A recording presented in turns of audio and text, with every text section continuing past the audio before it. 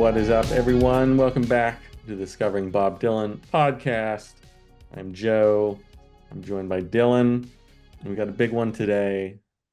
We got Blood on the Tracks. It's the one we've all been waiting for, I think, since I don't know, once Blonde on Blonde was in the books, we had some lesser, maybe not lesser, but of the major Dylan albums after Blonde on Blonde, the next one you got to circle, 1975's Blood on the Tracks.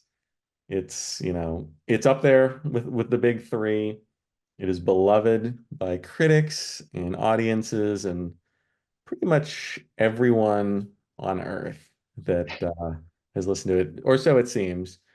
Back in the day, critics were a little unsure of this one, but it came after a couple of Dylan albums that sort of, I don't know, took maybe a little bit of the shine off of him. And then the marriage dissolved and he was back at peak Dylan form. This one has some lore behind it. We dealt with a couple in the past couple episodes where we didn't have as much to say. The 1973 albums, they have their own, history behind them, but it's nothing compared to Blood on the Tracks. So we're gonna get into it. How are you? How are you doing? Are you ready for this? I know you're ready for this, but I want to know how ready you are for this album. Well, I wish that my computer came ready. Apologies to the viewers out there dealing with my less stellar, or it's definitely not as good as usual video quality. Apologies for this, but we're gonna make up for it because this is a big one. I'm very excited for it, and this isn't going to be our last big episode. I don't think. The career renaissance that he has in the late '90s is going to be big, and even Desire, the next record that we're talking about, is a very well-regarded record. Going from Blood on the Tracks to that one isn't akin from going to like Highway 61 to Pat Garrett or anything like that. But this is a big one, like you said, biggest one we've had in a minute. I know that we both probably have a lot to say, but do you want to jump into the history, or the lore, as our friend Max might say? Do you want to get into that real quick before we discuss the music here? We definitely should. Let's do this right. Let's not take any shortcuts here. It's a big one.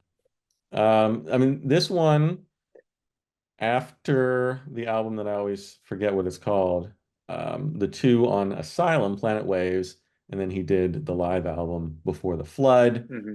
and then he jumped ship. He's Asylum isn't treating him right. It's not promoting him right. He's back to Columbia where he belongs. I think we can all agree on that. The whole Asylum thing it was a mistake. But he comes back. I don't know exactly, what spurred this album, like where his marriage was exactly. Like, I know it's kind of falling apart, but do you have any insight on exactly Dylan's frame of mind here? I can't say I know exactly when him and Sarah split up. Excuse me. You hear seeds on Planet Waves, certainly, in songs like Dirge and Going, Going, Gone, very much precursors to this record. I don't know off the top of my head if it happened in 73 or 74 when it was, but by the time he starts recording this record, I think of September of 74, he started recording it. They were already estranged from each other. It's also it is hysterical to me. One of the many funny aspects of his story is absolutely hysterical to me that he denies that this song is about the dissolution of his marriage, but it very, very clearly is. And so he's writing that throughout, or he's writing this throughout early '74 at the very least. That's about as much as I know. Clearly, this album is about the dissolution of his marriage. So clearly things aren't going so well back on the farm. The promise of, a homey existence, raising kids and, tending to the farm animals, I don't know. Out the door.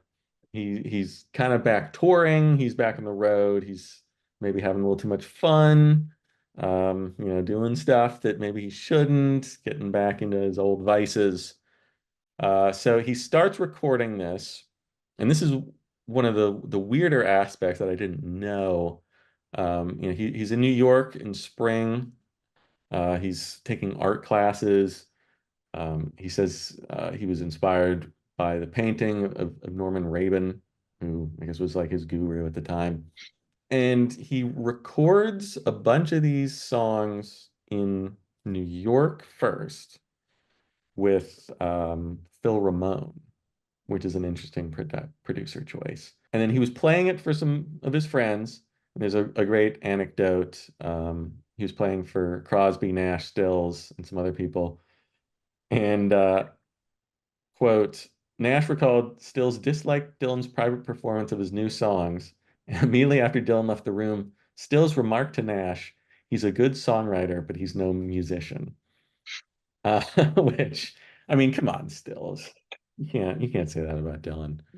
So he writes it. He's gonna do like an electric backing group. He even calls his old buddy Mike Bloomfield in to play lead guitar. But he was like running through them too quickly and like too quickly for Bloomfield to learn.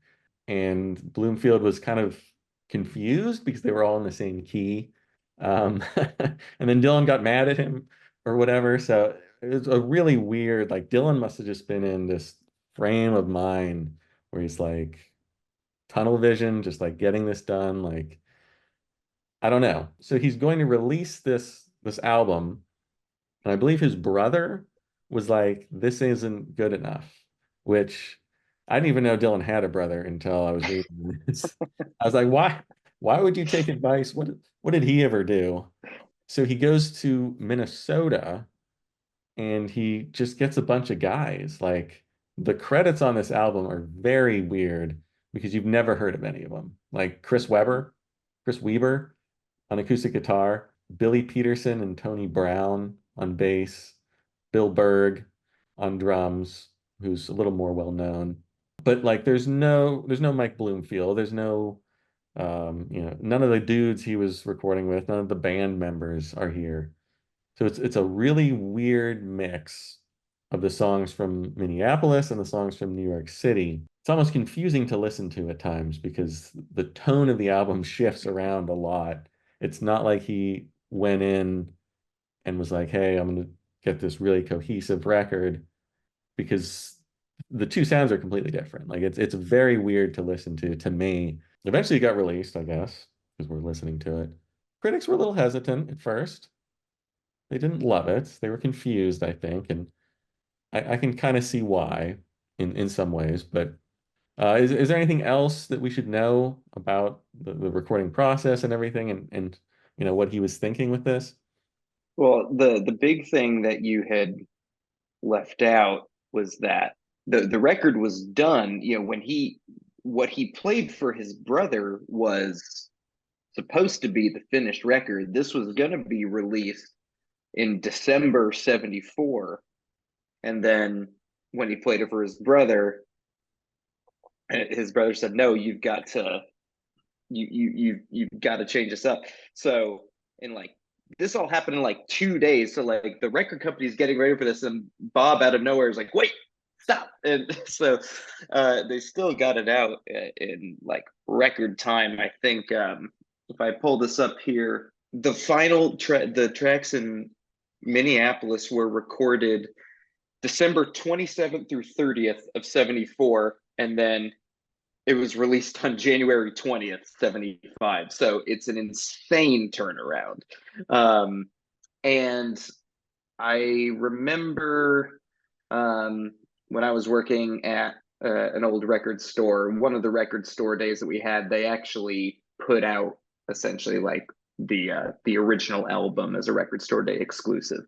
Um, but yeah, that's how it all came to be. And so it ends up being, if I remember correctly, or I can also just look here, one, two, three, four. So it's exactly split down the middle, five songs from Minneapolis, five songs from New York, and we can get a little bit more into the differences in those sessions later. But yeah, it's a pretty crazy. The last few albums have just sort of been, Bob wanted to get this done, and so we got it done. But here, yeah, there's a little more anxiety. There's a lot more moving parts. Um, but yeah, we end up getting blood on the tracks out of it. And I mean, it's such an interesting story that he did that and he was persuaded by his brother to re-record, and then he only did five re-recordings. And I guess that's sort of Dylan in a nutshell. He is the guy who will leave, a broken string or something on a record if it vibes with, his overall, state of mind or whatever at the time. So yeah, you have this very interesting record split down the middle between the two sessions. And I don't know. I mean, is there anything else to say before we jump into the actual music? Because that is the important part. We are, talking about the music here. The lore is good. Lore is fun. This was I don't think there was too much made about Dylan's big return to Columbia or anything like that, but kind of like we've talked about, we've had a bit of time since Dylan was really truly from a commercial and critical standpoint, uh hanging with the big boys.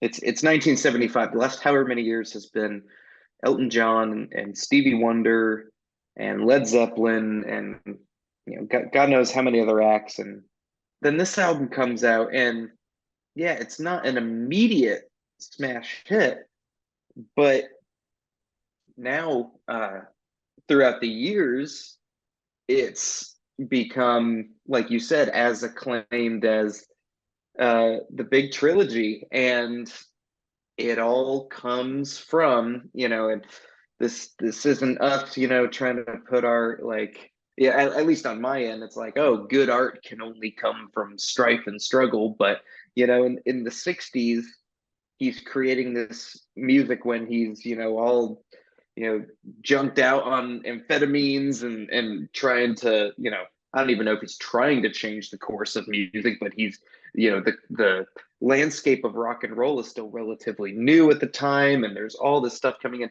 And now 10 years later, it's the disillusion of the thing that has meant the most to him, his marriage. And normally this is where I try to leave a little bit of suspense about my feelings. And because I'm so fascinated to hear what you're going to say. And before I talk about any individual songs, I'll let you say your piece. But as a gigantic Dylan fan, there's no surprise how I feel about Blood on the Tracks. I think Blood on the Tracks is the most focused collection of songs in his catalog, and his greatest artistic achievement in terms of crafting a structured thematic piece of work.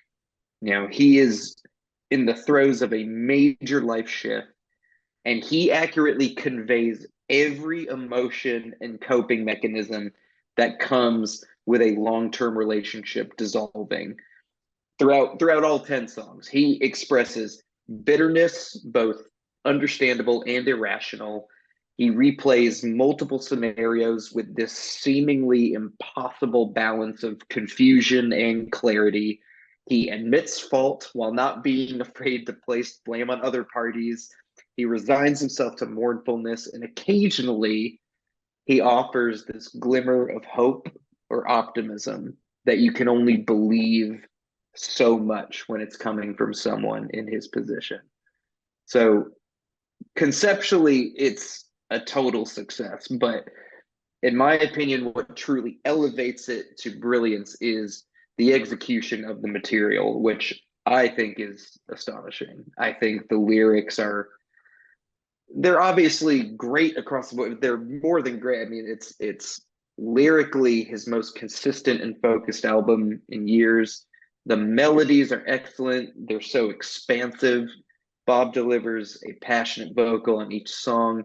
And regardless of which tracks derive from the original New York sessions or the Minneapolis sessions, I think that the soundscapes provide the right amount of musicality and tunefulness without distracting from the lyrics' emotional impact.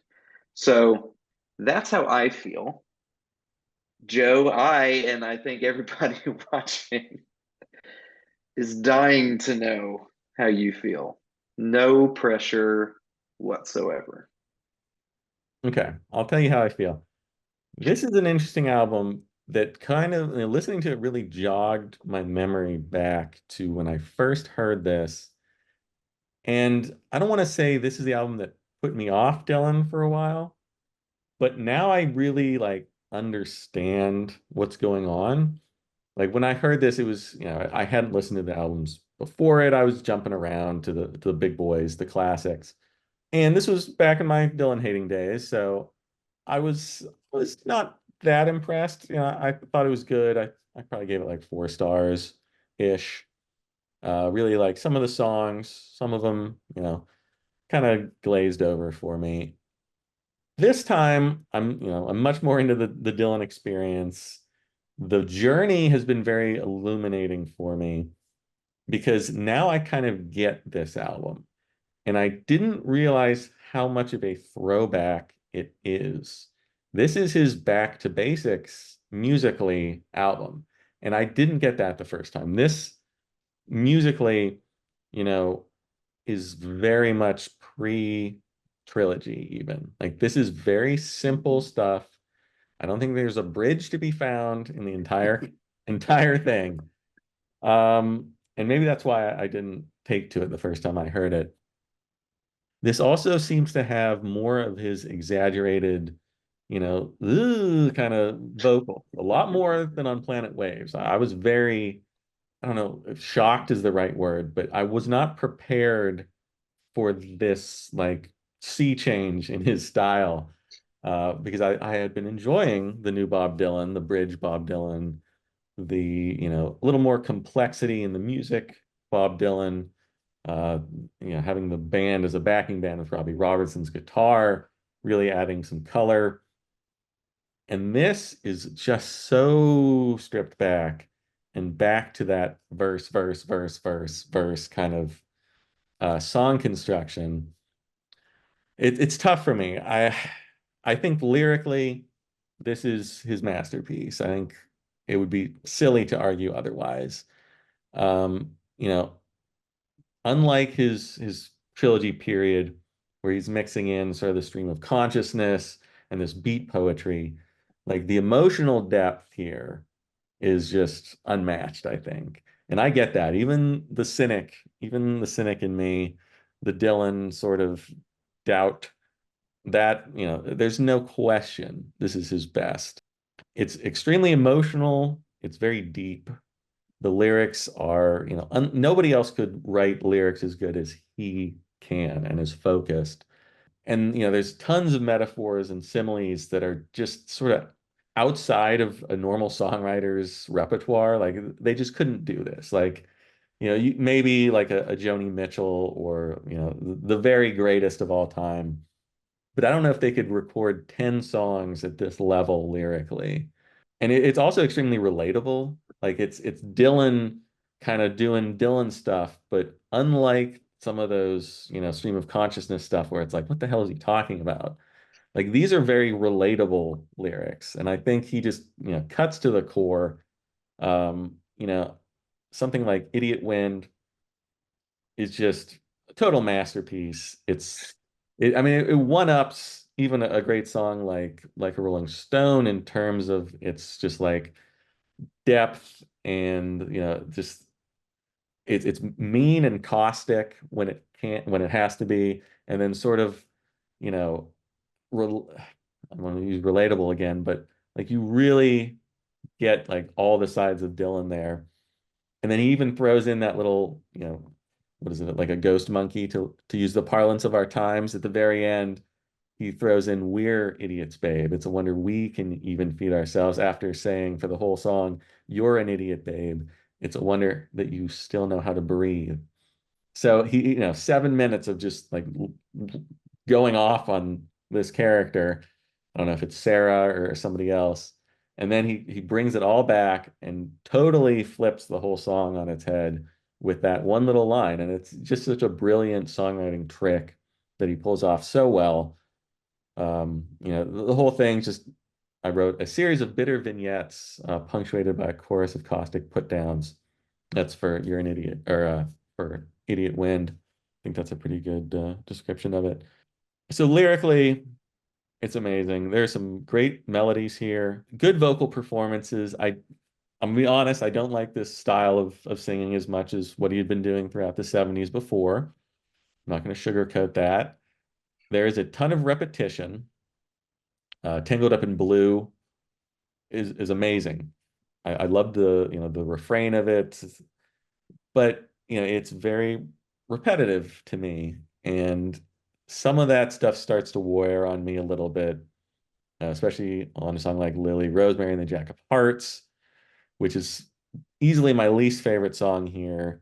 Kind of takes me back to like the Judas Priest days, where it's just like, okay, this is like 9 minutes of kind of just over and over again. I know it's a good story and everything, and it's well told, but musically, I'm left a little wanting throughout this album.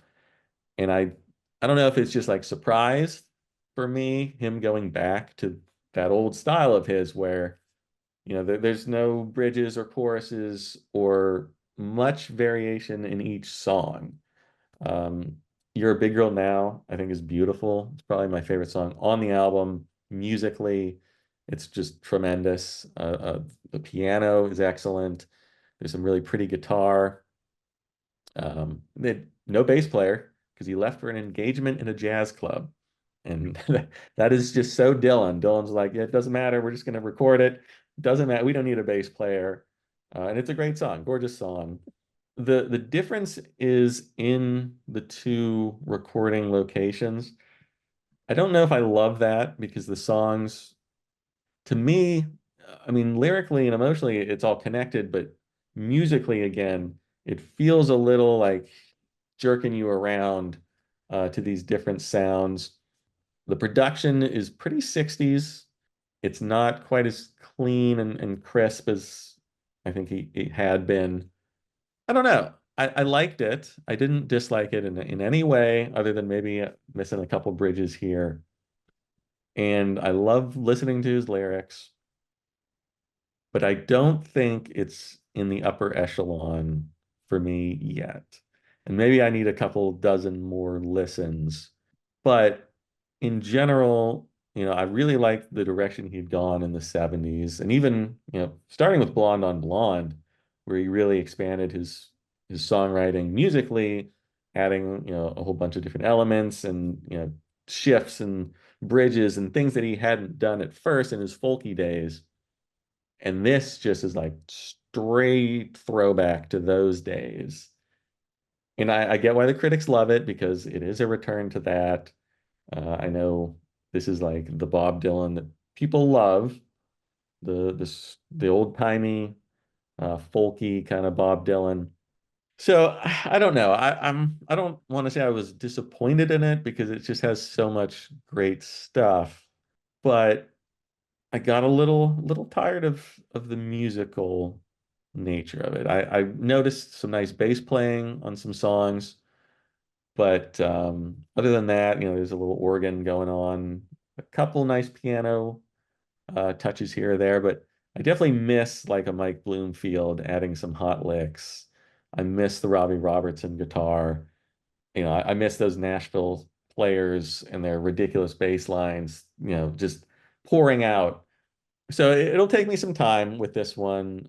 I'm a little worried now about the future albums, like Desire, if he's going to stick with this repetitive verse, verse, verse, verse, verse, verse, verse kind of style. Maybe not. I don't really remember Desire too much, so we'll get to that. But for Blood on the Tracks, wonderful album, lyrically a masterpiece, maybe the high point of human civilization. But to me, I will take a well-crafted bridge over all the flowery words in existence. I don't feel as connected to the music as I would if there was, some big heart-rending bridges and, the climactic, just that feeling you get when the strings come in and everything builds, and I just don't get that here. So I'll have to, when we redo, when I re-listen to everything for the big album ranking, I'll come back to this and I'll try to approach it more with the lyrical nature in mind and try to get over my lack of enthusiasm for the music. So that's where I'm landing right now.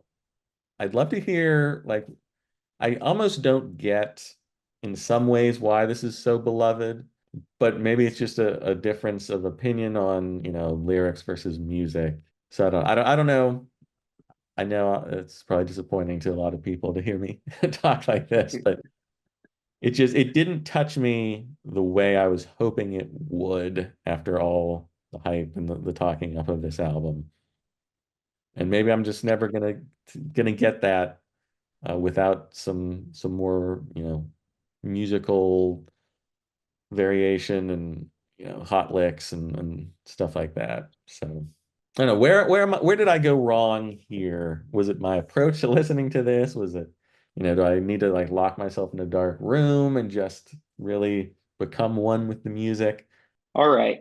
So I think some of what you're saying makes sense. Um, at the end of the day, we've discussed multiple times, where your preferences lie, musically, what you generally want out of music and everything like that. And that's understandable. I think with this record, each of these songs, or most of them, if not all of them, are telling these very vast, long stories, and I just think it's probably one of those things where, from a songwriting perspective, looking at a song like Absolutely Sweet Marie or Ballad of a Thin Man, both of which had bridges, those songs are kind of more based around a general concept or a theme.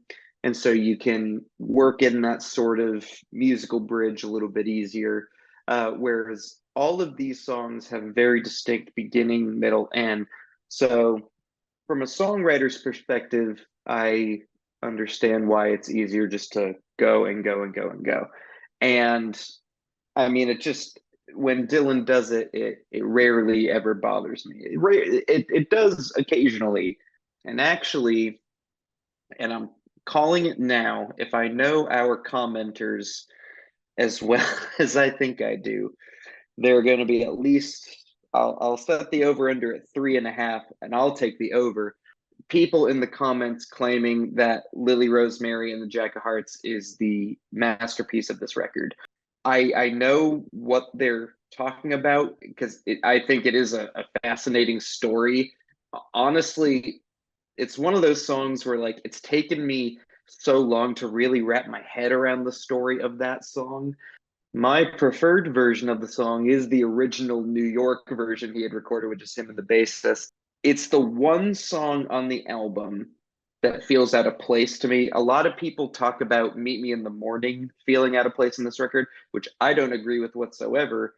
Yeah, it's kind of a standard 1-4-5 blues, but you're writing an album about heartbreak. I think having a blues song makes total sense to me. For me, Lily Rosemary is the one song where if I'm not in the right mood for it, I don't totally love it. I think the organ is just a little over prominent, especially given how long it is. Not a whole lot of variance there. So I can understand what you're saying, but I do think at the end of the day, I've never even thought about there not being a bridge on this record, to be honest, because every song is such a lyrical masterpiece to me. And even with the lack of bridges, I do think there is so much musical brilliance going on here. You erroneously stated earlier that Tony Brown was a part of the Minneapolis group. Tony Brown is actually the bassist on the New York sessions, and his bass work is just exceptional. The bass on Simple Twist of Fate, You're Gonna Make Me Lonesome When You Go, Buckets of Rain, Shelter from the Storm, the way that he's dancing around both the guitar lines and the vocal melodies, I think is really musical. It's really appropriate. He never gets in the way, but he's never like fully in the background either. It's some of my favorite bass work across Dylan's entire catalog. And then even as soon as Tangled Up in Blue comes in, even before the lyric starts, and I mean, Tangled Up in Blue, one of his most famous songs, and for a reason. I mean, just line after line after line of total brilliance. But before that even starts, just the blend of the acoustic guitars and the electric guitars, and talking about these no-namers, Greg Inhofer, I think is the name of the keyboardist. The the way that his work combines with the guitar work, it's as glorious as anything on the Electric trilogy or anything across the other 70s records so far. And it just holds down this anchor for the song.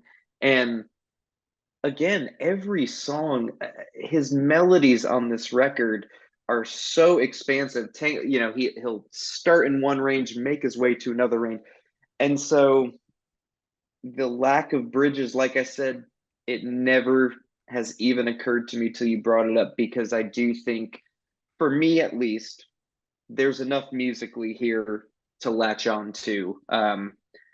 Some of the Spanish guitar work or the flamenco guitar sounds on You're a Big Girl Now are absolutely beautiful. I think the guitar work on Meet Me in the Morning is so cool.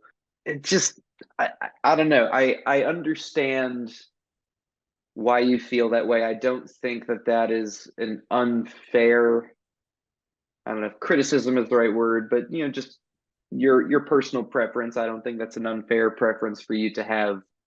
For me, just the brilliance at work here, both lyrically and musically, is just so much.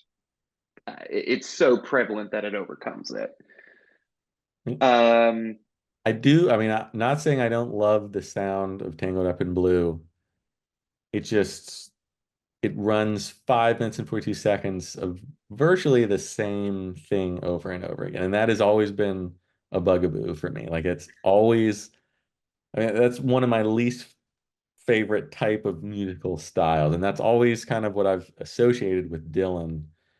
And he almost overcomes it because it's gorgeous. I mean, the playing is gorgeous. I'm just like dying for some sort of little fill or something to just I don't know, make my synapses like light up and be like, ooh, I like that. I guess for me, it's easier to understand why you would feel that way about a song from like the 60s, where again, there's so much psychedelia or beat poetry or stream of consciousness, where it's like, okay, this is the same thing over and over, and I don't even know what he's talking about. And yeah, I'm not trying to tell you you're wrong or anything, but with Tangled Up in Blue, like, okay, yeah, it's the same thing over and over and over, but the story to me is just so gripping. Like, I'm so entrenched in this conversation that's happening that just for me personally, I don't feel that way.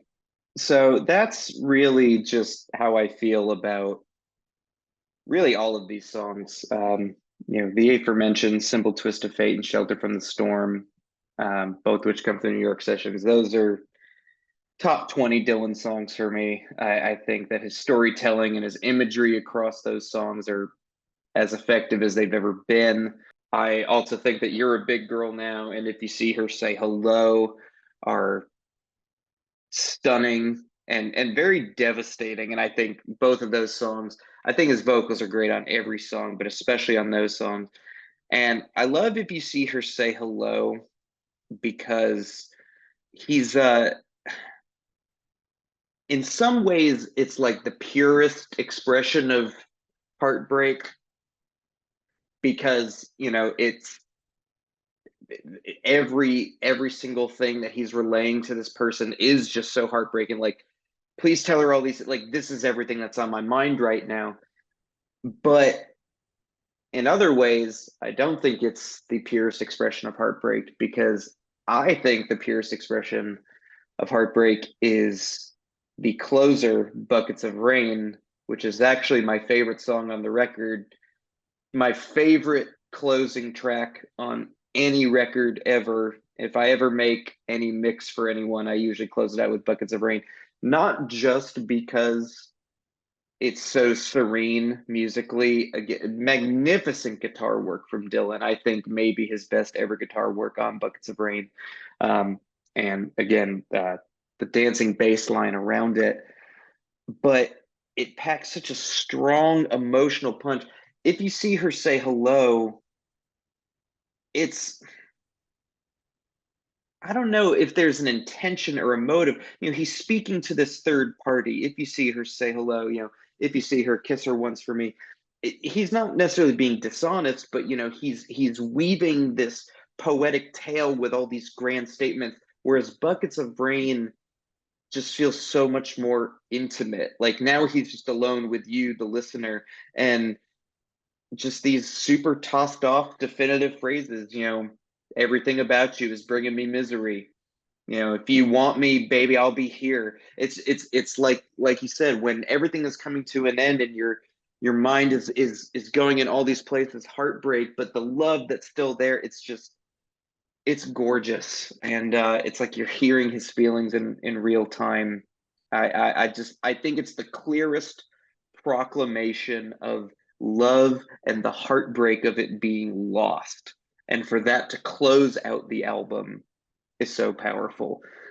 But this is a record of blame, shame, sadness, anger, desperation, reflection. It's all there, and there's songs.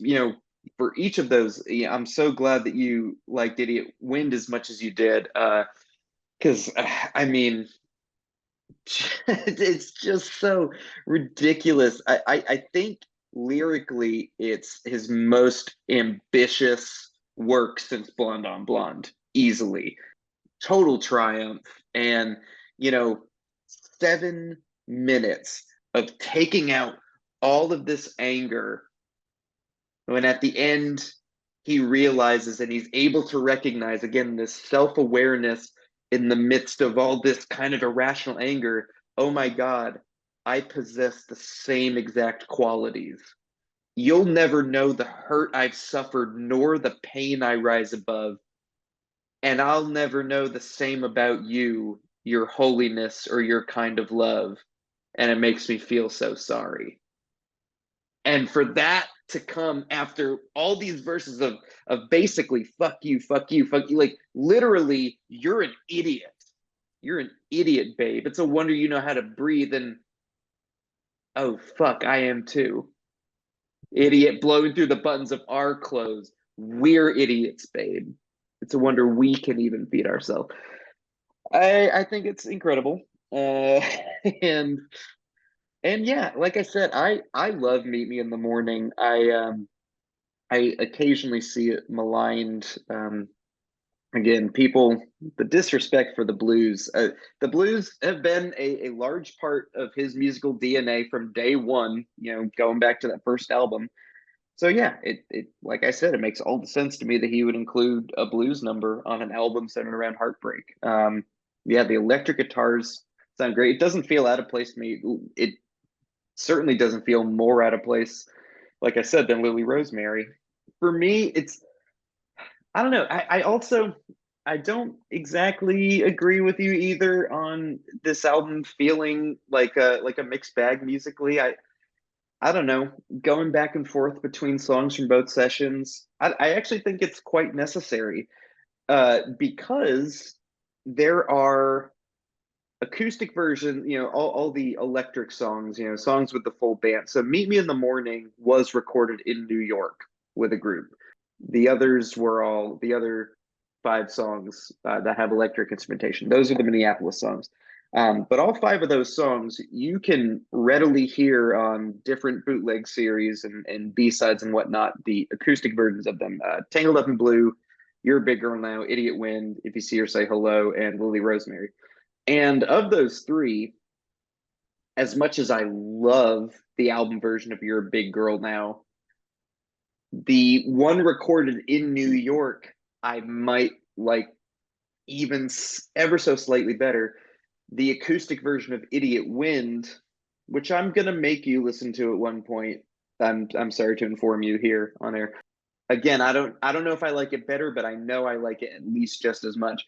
And actually, it was the acoustic version of Lily Rosemary, which it's funny, the acoustic version of it is longer.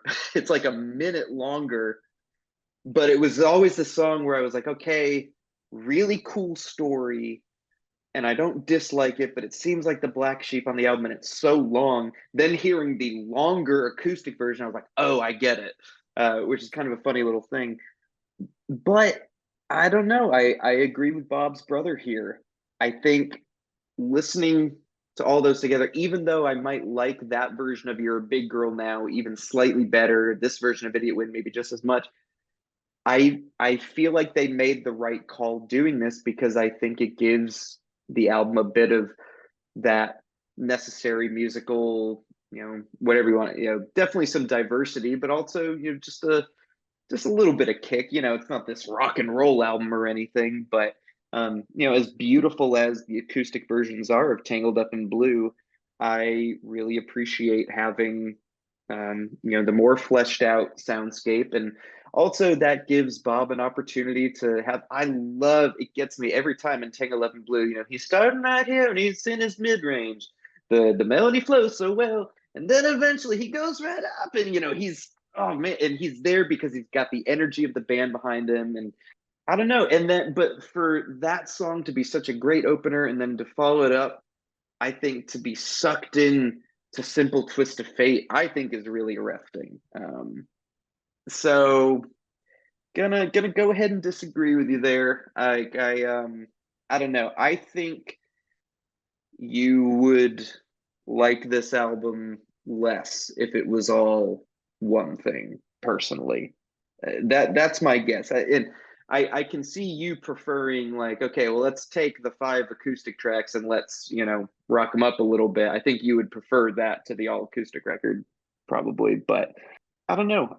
I can't imagine, there's a killer live version of Shelter from the Storm from the Hard Rain album, which he records the next year, and that's all great and it's fun and dandy. But I don't know. For this record, I think the versions of the songs that made it are the ones that should have made it. And we're also going to have, again, I'll set the over under at 5.5 for this one. Again, taking the over. People in the comments bringing up a song called Up to Me, which didn't make it. I cannot remember off the top of my head if it was originally released on the Biograph box set or the first three bootleg series. I think it was the Biograph box set.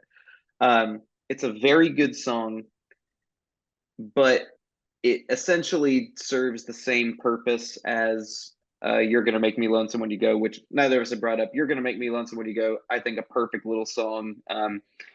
Our friend Tom Williams has said multiple times that across the entire Dylan discography, with all, literally hundreds of lyrical masterpieces, his favorite Dylan lyric is from You're Gonna Make Me Lonesome When You Go, and it's situations have ended sad, relationships have all been bad.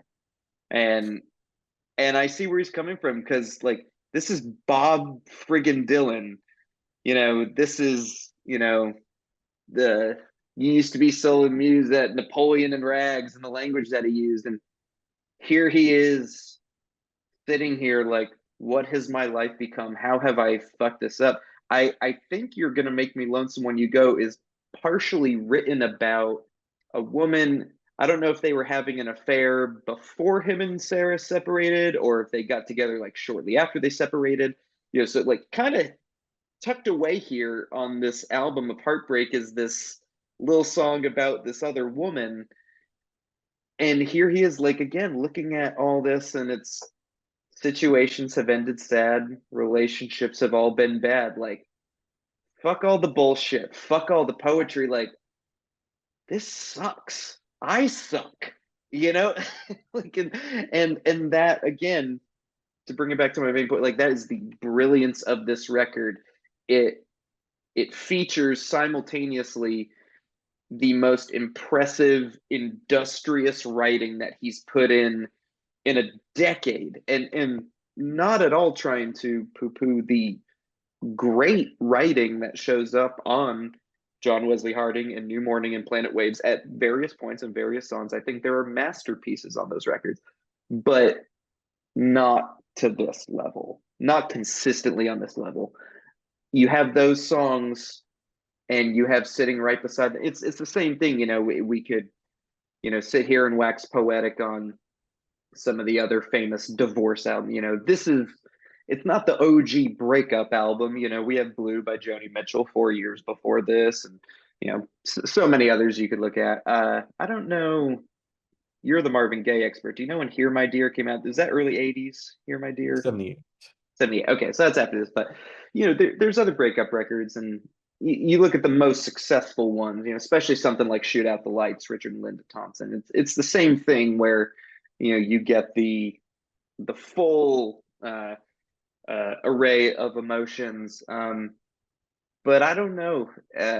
I'm sure part of it is just my bias as a huge fan, to gawk at him doing this. But I do think, just from a more, I don't know if you want to use the term objective, but like keeping in mind who this guy is and what he has meant to the culture, but both inside the industry and outside of it, to culture in general, to hear some of it.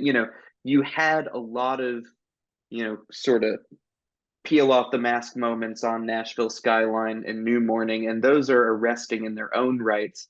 But it's definitely, again, I don't want to disrespect those albums by saying it's more arresting here, but it is. I mean, this is Bob the God saying, my whole life is fucked up now, and let me take you through that. And I think conceptually it's fascinating, but I don't want to say that anybody can make a conceptually sound record, because certainly not everybody can. That is an art in and of its own right. But there's plenty of things that I think are conceptually sound that don't do it for me. The content doesn't outweigh the concept to me, and in this one, the content is as strong as the concept, and I think it's a masterpiece. And I can't say, listen, I didn't think we were going to talk today and that you were going to be waxing poetic on your new favorite record or anything like that. But, I'm a little disappointed, but I don't think that you have too much to worry about with certain future records. I will say that. Let me ask you a couple questions here. Did you love this album the first time you heard it? Was it just like an instant knockout?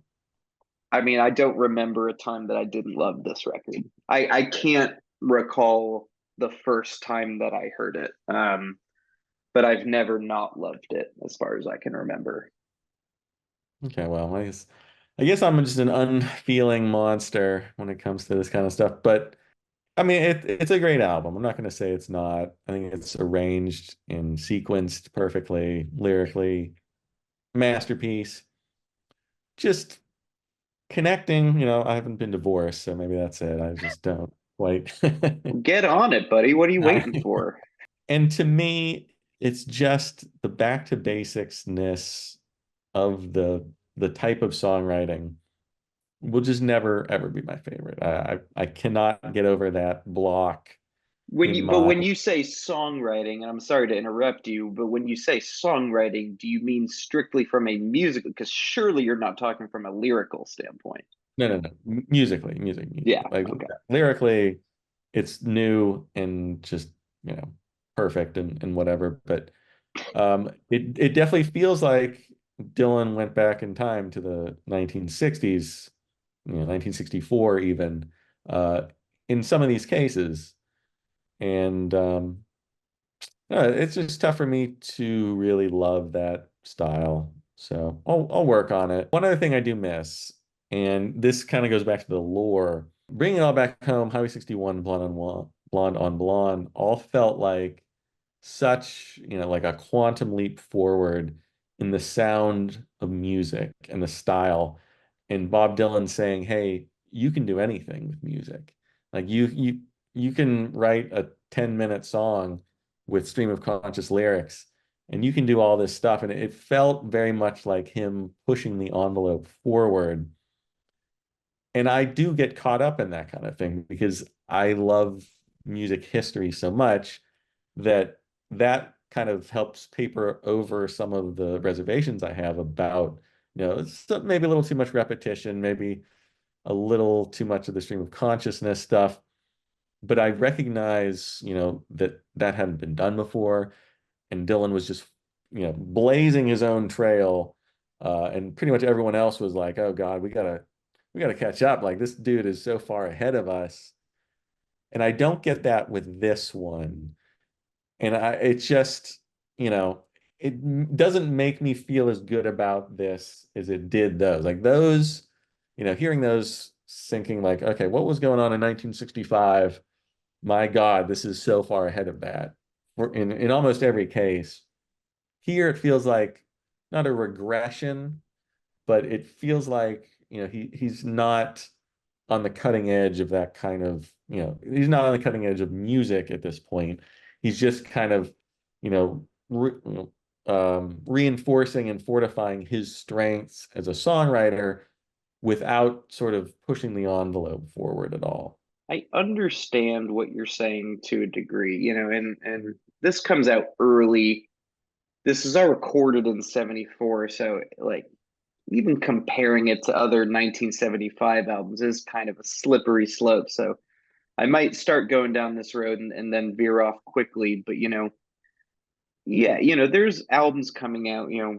Obviously you got Born to Run, which is comes out in 75, and that's Bruce's kind of shift away from what he was doing on his first couple records and shift into what Bruce Springsteen became. And it's this incredible amalgam of you know 60s pop with 70s rock, just kind of taken from all these places, still a little bit of the Motown and the jazzy stuff in there, and you've got like Toys in the Attic, I know, comes out in 75, and that's pushing hard rock forward a little bit.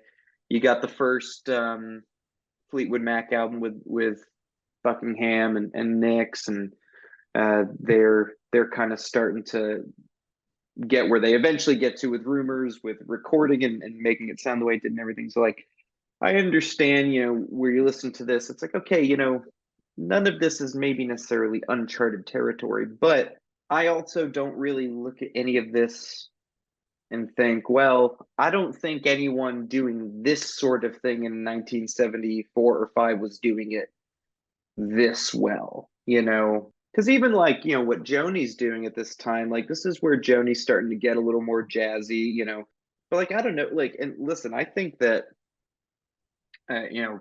Joni's early 70s stuff, which I think maybe Blood on the Tracks is more comparable to musically.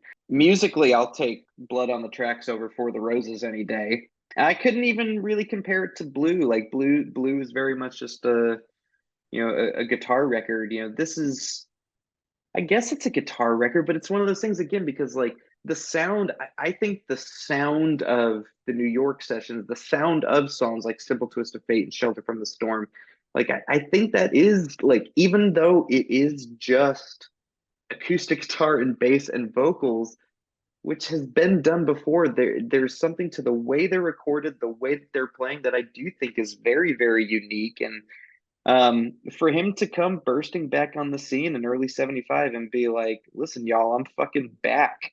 Like that does mean something, I think. I don't know.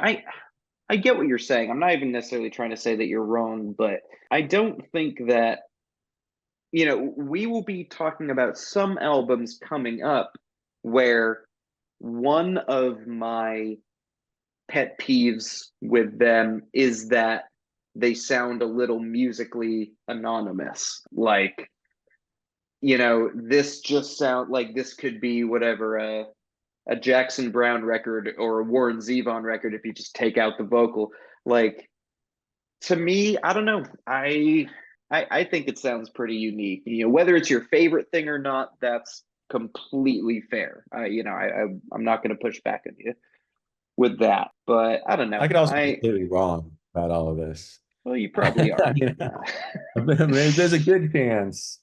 And maybe I have to read up more on what was going on. And not that that really matters at all to the enjoyment of the record, but I am, again, I'm the academic Bob Dylan lover. I love the history and the lore and you know, just how he fits into music as a person and his style and what he was doing to push music forward and maybe this was sort of a big deal and it's kind of like maybe not exact ways but John Wesley Harding where he just like goes in a completely different direction from what people were thinking and this is very different from his last album and Planet Waves to this is very different so it is another kind of one of these left turns where he's playing with the band and it's a big full backing band and they're doing the guitar stuff and it feels completely different. And he did the Nashville stuff and he did the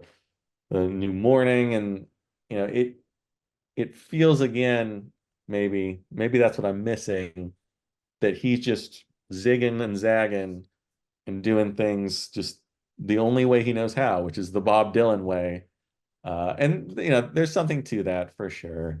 That maybe I've sort of poo-pooed his musical direction here, but clearly it was very deliberate and exactly what he wanted for this type of music and these lyrics. So I'm Well, not that's the gonna thing. try to know better than Bob Dylan.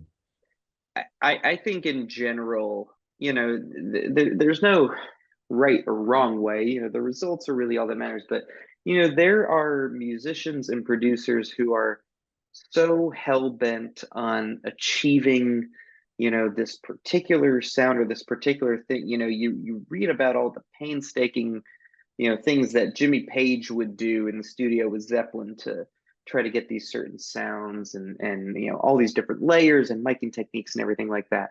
And there's there's a lot of music that I don't necessarily love that everyone else seems to love. And whenever I talk about it with people, like I find that the common thread through a lot of it, regardless of genre, decade, whatever it is, a lot of people will be like, yeah, but like, listen to how well this is made and how well this is done and how well this is crafted. And I am not at all saying that I don't care about that because I obviously do. Like, if something comes out sounding great, I think about, an album like Abbey Road, which is my favorite sounding album of all time. Like, it sounds that way because there was so much care put into the way that that was recorded and whatnot. But I think for me, I generally tend to gravitate more often than not, I think, towards music that is emotionally driven.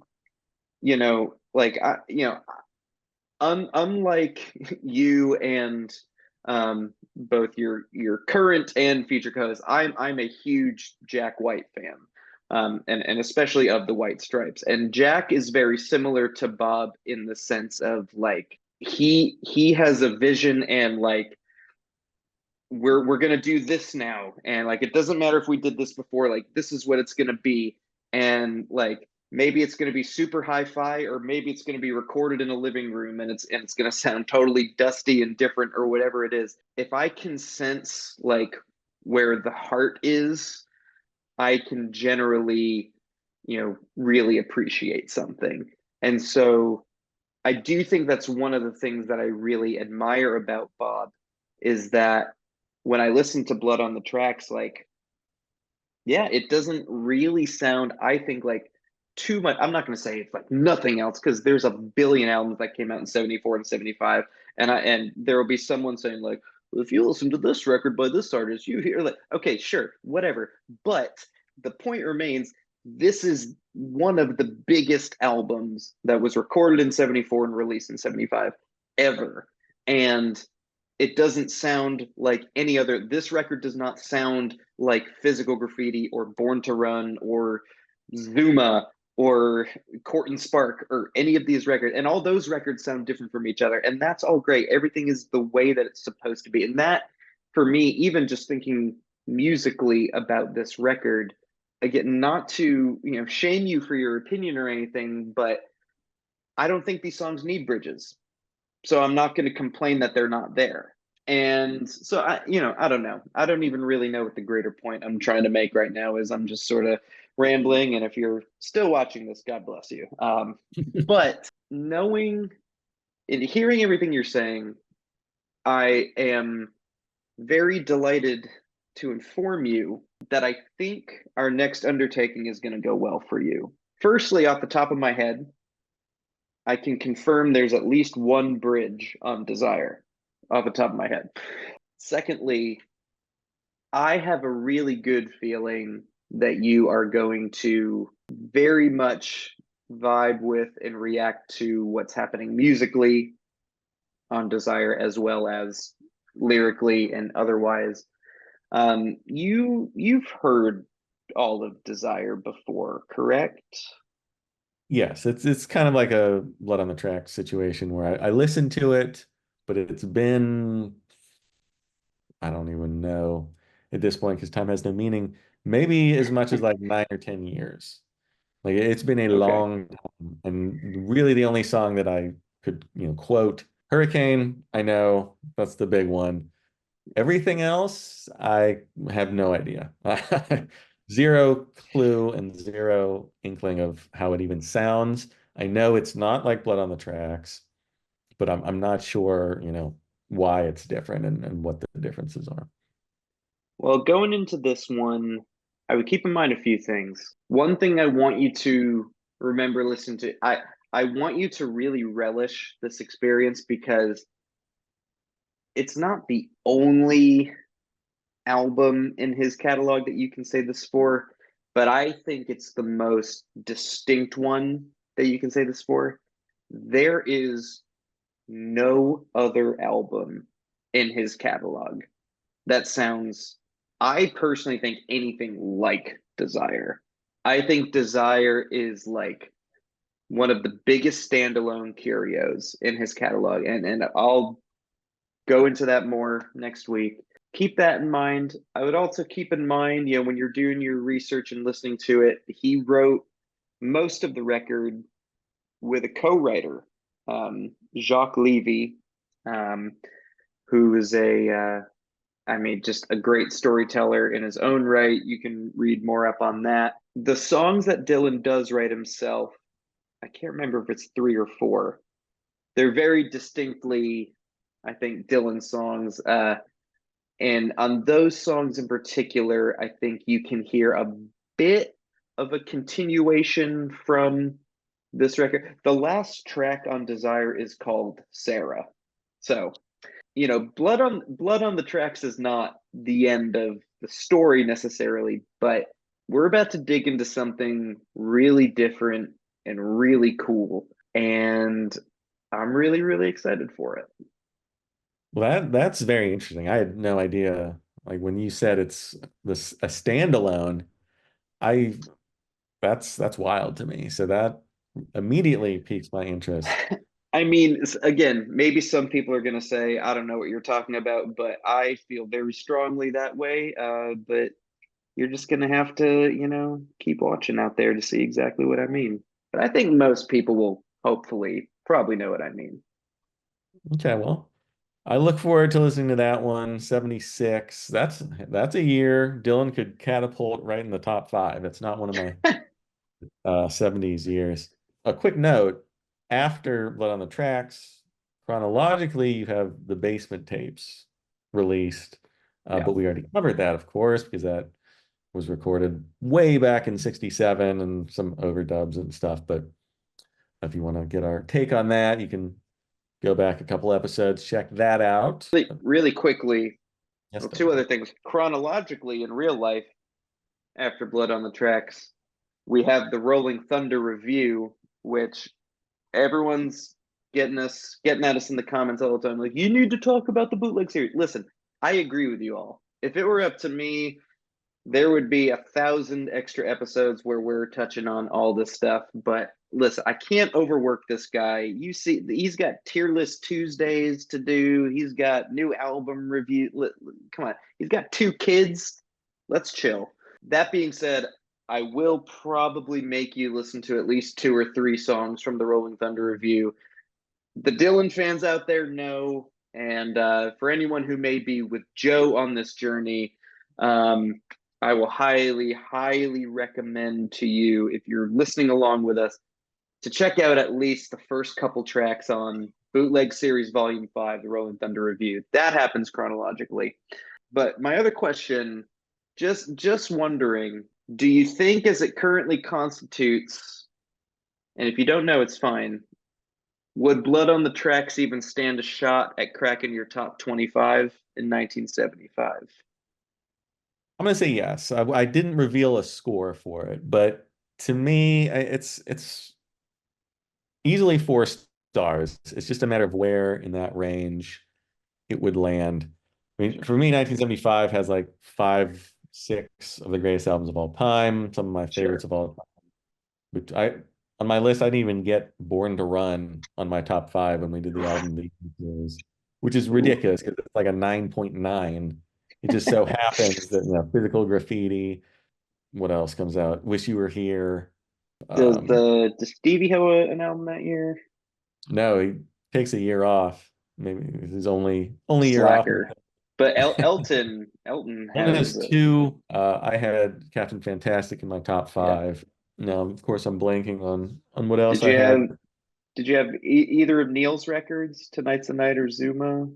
No, I didn't have either of those, but I love both of those. Maybe I should just look it up real quick. Although we're running out of time. Let's see if I can get it. Yeah. It's not that important. I just wanted to know. No, I definitely could crack the top 25. I'm not going to say, it's right in there. Oh, yeah, God. Physical Graffiti, Captain Fantastic, Born to Run, Katie Lied, A Night at the Mm, Opera, Toys in the Attic, Sabotage. Oh man, mm, Hissing of Summer Lawns. It is just a loaded year at the top for me. yeah. But it could definitely pop in ahead of Journey's self-titled debut and I would certainly Blue by fucking hope Numbers, so. I ABBA self-titled. I It, would also certainly fucking hope so with that one. I'm gonna imagine that it's, clearly in the top 20, I would say. I mean, it could even get to 4.5 stars, because I do love the 70s and the music of the 70s more so than everything else. Everything else sucks compared to it. I'll give it some more listens and we'll see if I can do an about face and get it up to 4.5, 5 stars, 6 stars. Just be honest with yourself. You don't owe us any. Well, you owed me a little bit, but you don't owe I owe anyone you. else anything. The cat's joined. He's saying it's time to leave, Yes, but I know. I gotta ask, okay, what do you think of Blood on the Tracks? I know it's very highly regarded. It's going to be in most people's top fives, probably. I've seen it at the top of many people's lists. Where does it land? Why do you love it so much? Did you love it immediately, or was it a grower? Did it take some time? Did you have to work through it a little bit because of, the way it sounds? Let us know in the comments. We love reading the comments, even the angry ones. I'm going to just assume that 99% of our commenters will be like, Dylan, it was a masterpiece. This was your blood on the tracks. Joe, this was your Dylan 1973 episode. So I look forward to all the aspersions there. And yeah, we're gonna get into Desire next. It's gonna be a fun one. But yeah, Blood on the Tracks, masterpiece. Everyone loves it. It's the greatest. Closing the book on Blood on the Tracks and closing the book on a double, triple episode here on Discovering Bob Dylan podcast. Now the spiel, like the video, subscribe to the channel, check out the description for all the social media jazz stuff. Become a Patreon. Join us in the Discord where we can talk more about Bob Dylan if you'd like. Everyone else is all the time, never stops. And check back next time. We're moving on, getting into Desire, and looking forward to that one. We'll see you next time.